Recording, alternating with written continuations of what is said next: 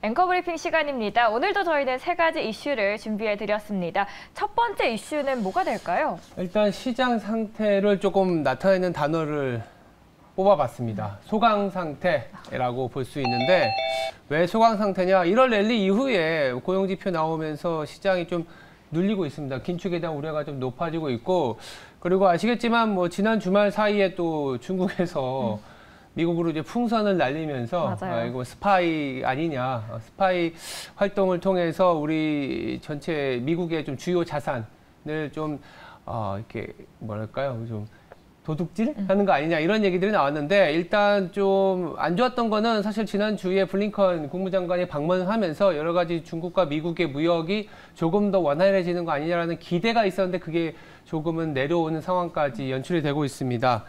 단기적으로는 미중 관계가 냉각기에 돌아갈 수밖에 없다라는 게 중론이고요. 일단은 정밀한 관계 조정 국면까지는 시장이 중미와 관련된 갈등에서도 좀처럼 호재로 작용할 수 있는 부분은 없는 것 같습니다. 다만 3월이 되면은 이제 시진핑이 새로운 이제 임기가 시작되기 때문에 지금 내세우고 있는 거는 친시장 그리고 나이스 네이버.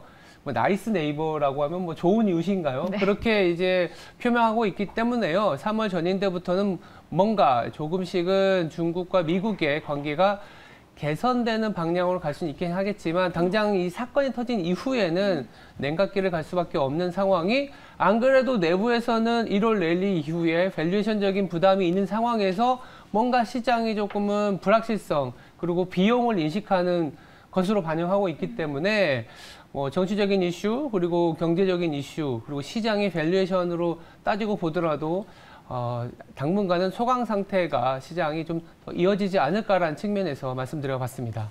이렇게 미중 갈등이 고조되는 상황 속에서 한국에 미치는 영향력은 어떻게 될까요? 아무래도 미중 갈등이 격화됐을 때 우리나라는 어떻게 보면 가장 많은 피해를 받을 수밖에 없습니다. 미국과 중국 사이에서의 어떤 무역량이 늘어나야지만이 한국의 수출이 잘 되는 경향이 있지 않습니까?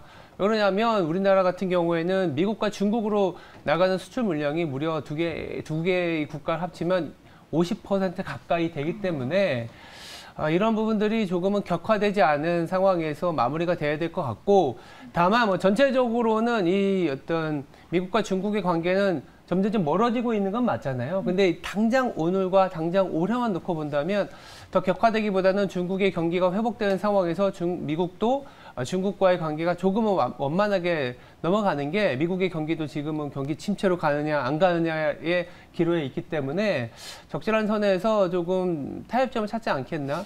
한편으로 거꾸로 생각해보면 이런 이슈가 터졌을 때 오히려 조금 단기적으로 멀어졌다가 찾기 위한 가까워지는 과정이 있지 않습니까? 협상이라든지. 네. 이런 접점을 찾아가는 과정을 우리가 한번 지켜봐야 될 것 같습니다. 네, 고래 싸움에 새우등 터지지 않았으면 좋겠습니다. 네.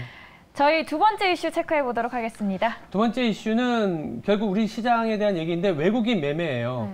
물론 어제 하루 팔았습니다. 그리고 이 부분이 오늘 하루 바로 또 순매수로 돌아설지 아무도 모르는 상황인데, 공교롭게도 원달러 환율이 상당히 강한 랠리, 즉 원화가 강세를 보인 이후에 나타난 여러 가지 정치 그리고 경제적으로는 고용 데이터 그리고 시장으로 보면 뭐 2,500까지 올라온 상황에서 외국인의 매도가 나왔다라는 것, 특히나 이제 삼성전자와 하이닉스를 중심으로 강한 매도가 나왔다라는 부분들은 시장이 당장은 뭔가 치고 나가는 맛은 없다, 뭐 이런 느낌을 줄 수밖에 없을 것 같은 상황인데요.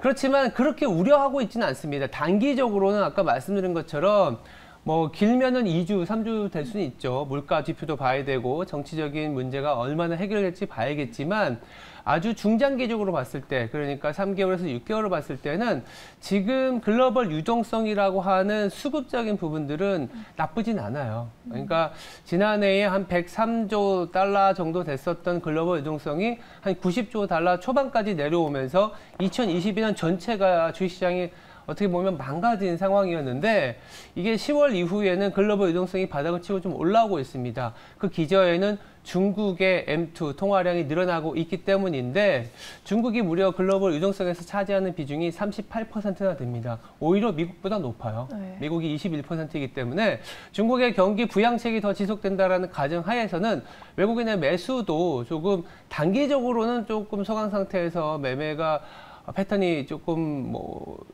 매도로 일관될 수도 있긴 하겠지만 중기 이상으로는 다시 우리 여력은 좀 있다라는 측면에서 봐줘야 될 것 같습니다. 많은 투자자분들께서도 어제 또 외국인의 매도세가 들어오면서 이거 장기적으로 가는 거 아니야라고 우려하신 분들도 많으실 텐데요. 그래도 단기적인 이슈라고 또 설명을 해주셨습니다. 네. 마지막 이슈도 체크해 보도록 하죠. 지수 얘기를 안 할 수가 없습니다. 지수가 지금 2500에서 단기 고점을 만드는 느낌이 나다 보니까 그렇다면 지지선이 어디야? 거꾸로 외국인 매매를 얘기했으면 만약 지지선 어느 지수 라인대를 깨고 내려가면 외국인들이 다시 사서 들어올 수 있지라는 궁금증이 상당히 많습니다.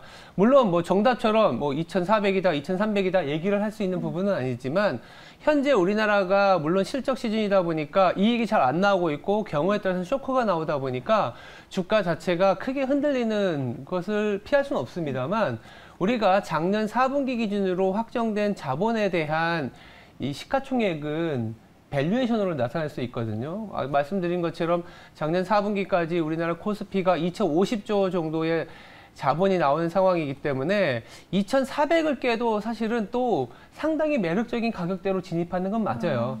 공교롭게도 2,400을 깨면 매수 구간으로 진입하는데 또 2,500은 넘지 못하는 상황이냐, 이익이 돌아서지 못하고 있기 때문입니다. 그러다 보니까 상당히 좁은 박스권 내지는 좁은 지수의 레인지에서 계속 테마라든지 아니면 성장주라든지 이런 중소형주라든지 선순환을 위한 내지는 지금 이런 답답한 시장에서 뭔가 돌파구가 될 만한 투자 전략을 찾아가는 방법인데, 그러다 보니까 2월 되면 또 이 중소형주의 실적 시즌이거든요. 중소형주는 옥석 가리기가 더 명확해질 것 같습니다. 이자 보상 배율이 1도 안 되는 기업들은 철저히 배제되는 상황인데 오히려 안 좋은 상황에서도 매출이 늘어나는 중소형주들은 이렇게 좁은 박스권에서 상당한 탄력을 가져갈 수 있는 또 하나의 매크로적인 환경이 되지 않았나, 이렇게 또 말씀드릴 수 있을 것 같습니다. 네, 조정 시 매수의 기회가 될지는 저희가 자세하게 이어지는 코너에 함께 자세히 다뤄드리도록 하겠습니다.